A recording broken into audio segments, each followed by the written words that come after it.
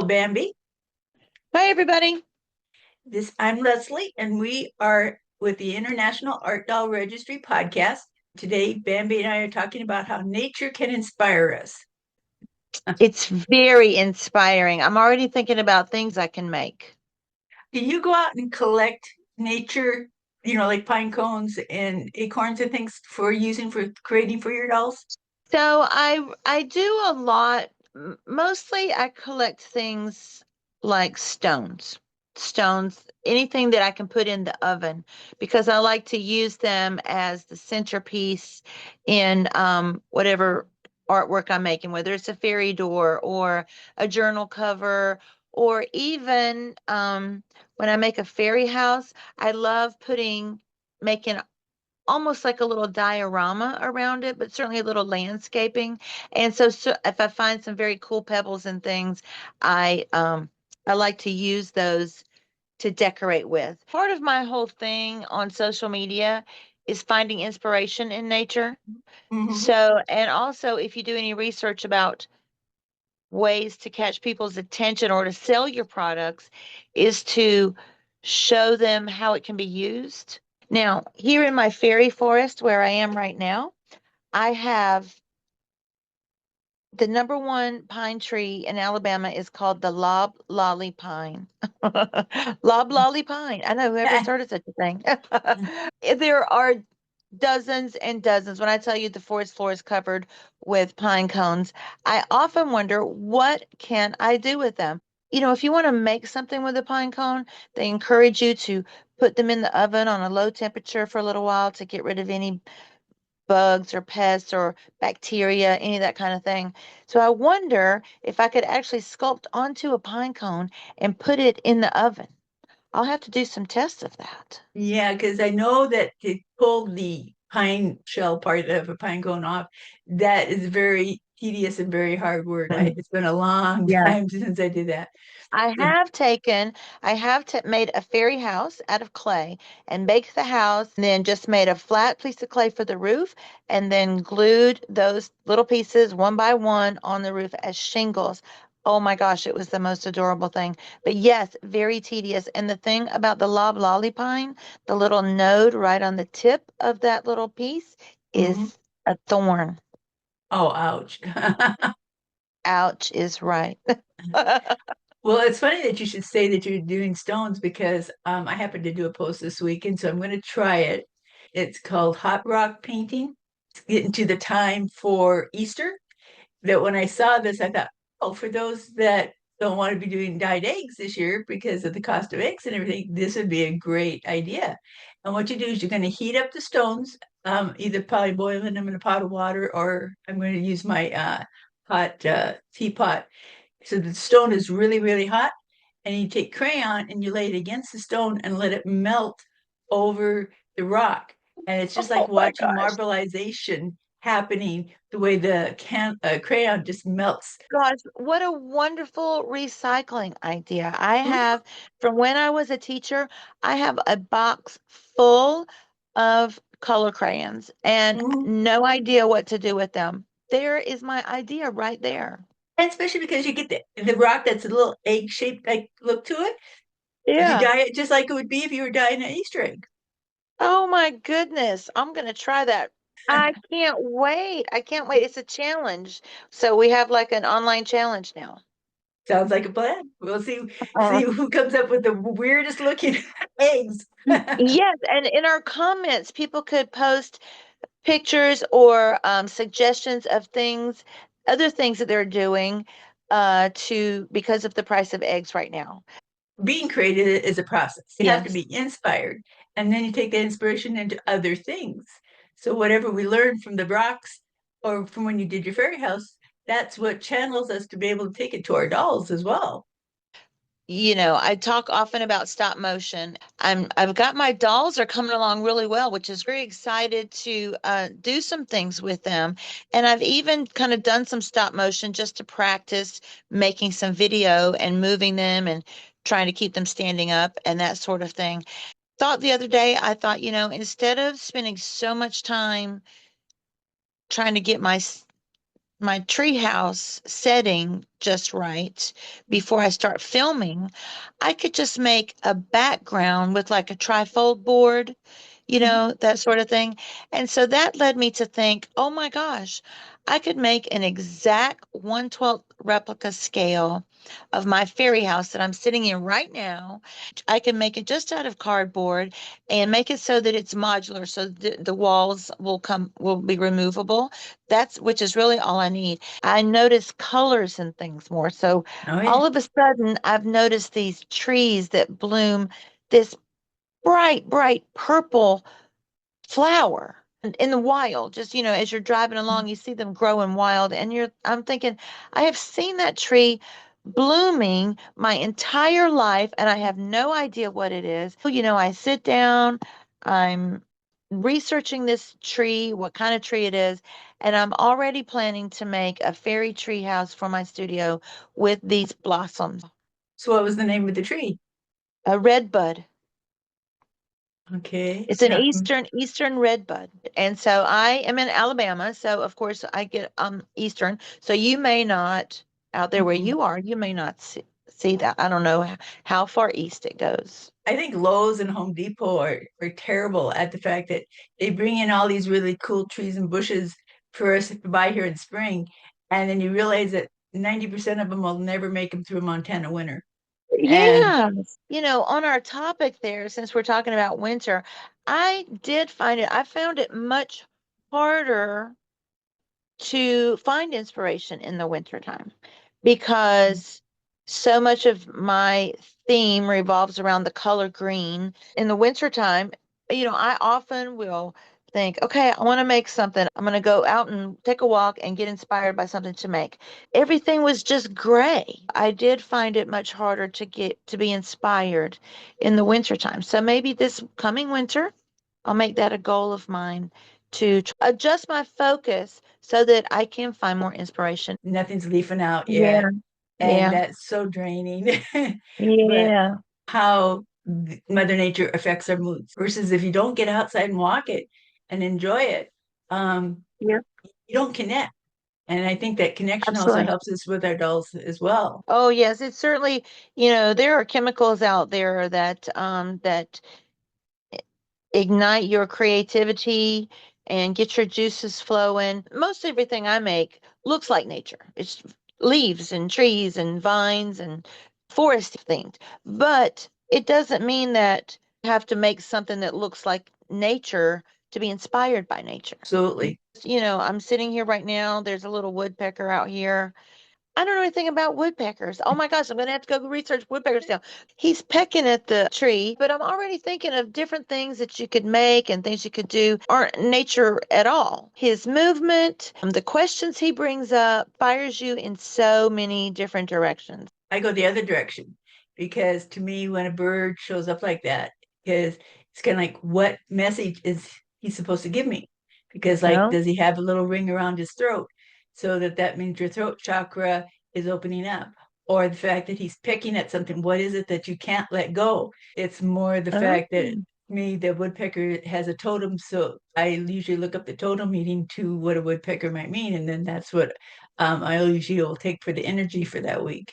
wow. What a variety of ways that we can be inspired just from one thing. The common part is here I am, my tree hugger state of mind. I've been working on getting my certification in forest therapy.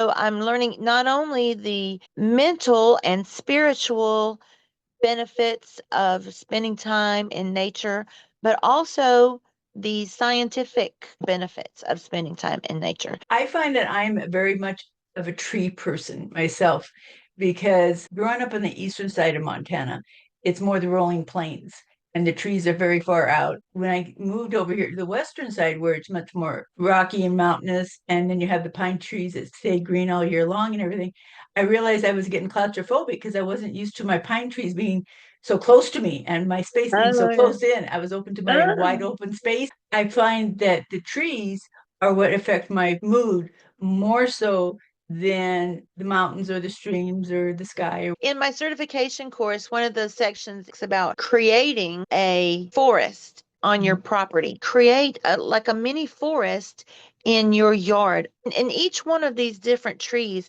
puts out a chemical called phytoncide. Those react with the chemicals in your body. And that's what stimulates creativity. It works on the chemicals in your brain and makes you more creative and lightens your mood. Basically have planted over 100 trees on my lot.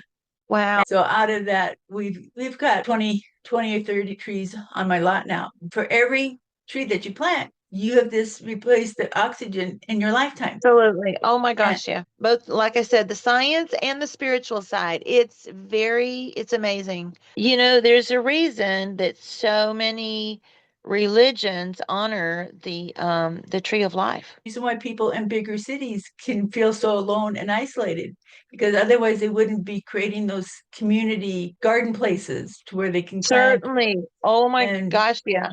Yeah. or where parks are so necessary to go to. And the fairy stories come from being in the woods. When I am in the forest, I know there are fairies everywhere. I know they're watching me. I know they're flitting around. I know every once in a while they'll let me see them. I know these things that I'm going to go back home then and make some fairy doors. Everybody talks about when you're on your social media and when you're trying to sell stuff on social media, one of the things that they encourage you to do is to show the customer how your products can be used. What better scenery is there than under a tree? Any of those kind of things is just the perfect setting and the perfect backdrop for those kind of photos and videos. They show up in Yeah. the most unexpected places. If you had to think of a fairy, would it be like a woodland fairy or would it be a flower fairy? I definitely lean more towards what I would call a woodland fairy. I like flowers. I'm not a gardener. I'll see a flower and I'll be like, oh, that's a pretty flower. But flowers aren't really my thing. The other thing I like to make for my artwork besides fairies is mermaids. Obviously, I'm not ocean. I like to make my mermaids more foresty, fresh water.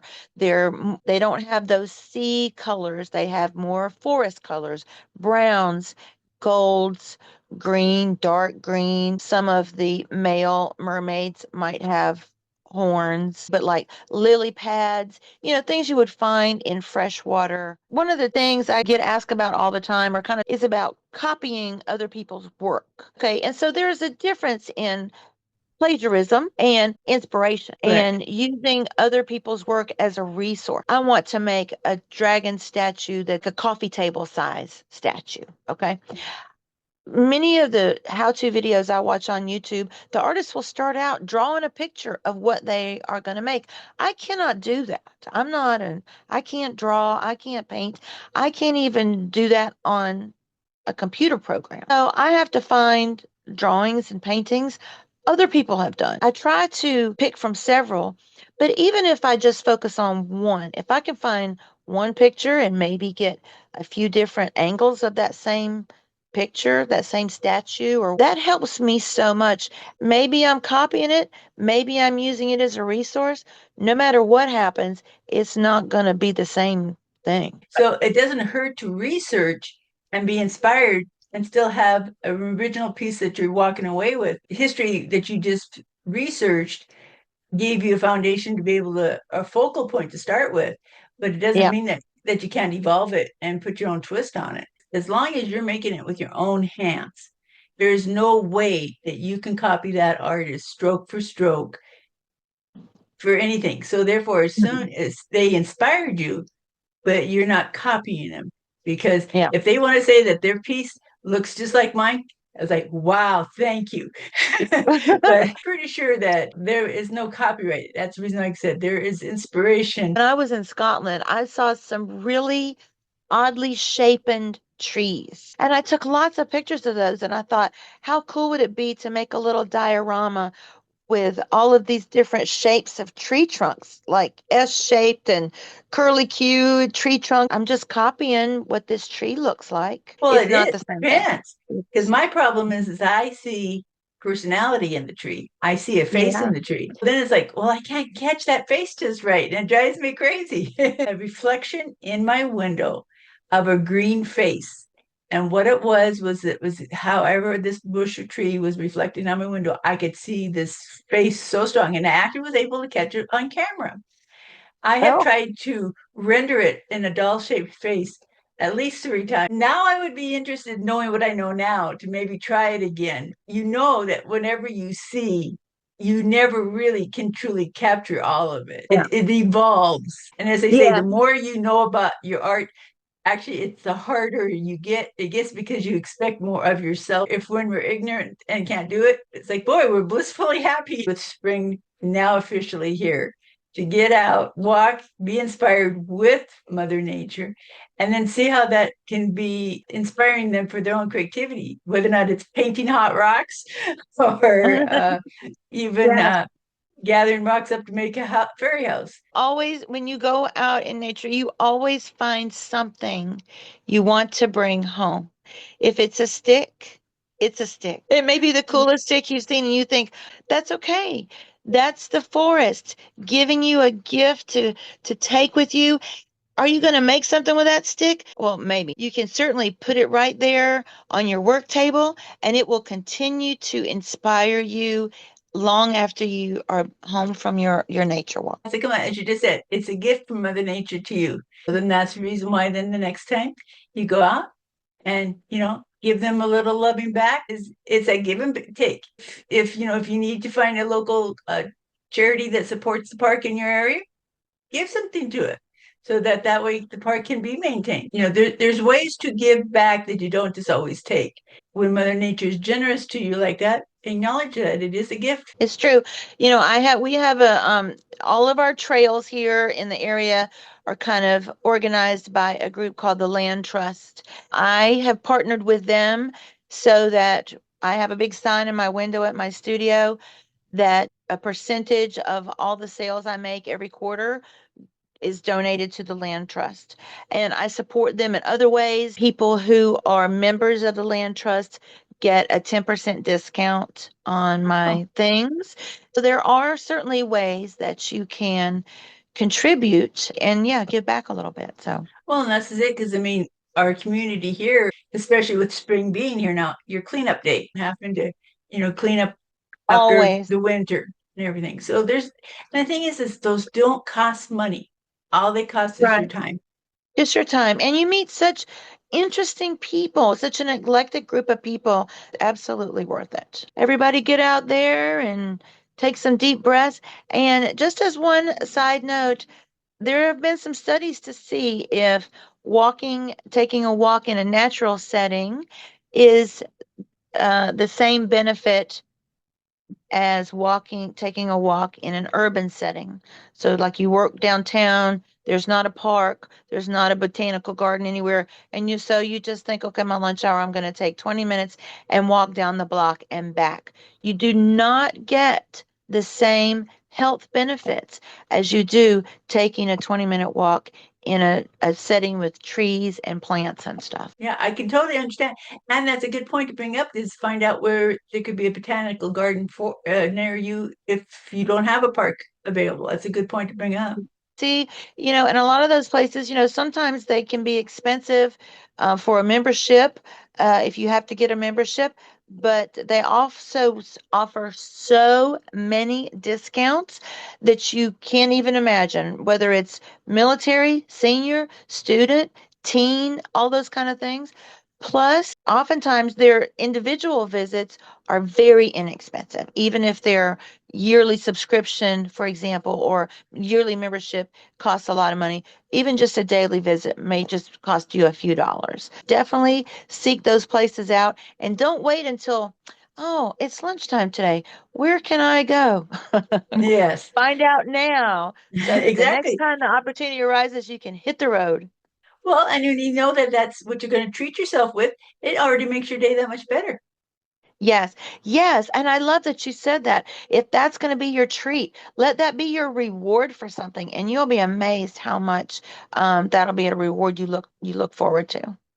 Well, in that case, I will have to go walk outside my house today. I haven't been out all Yeah. day yet. Oh yeah, it's beautiful here. It's 75 degrees. It's sunny.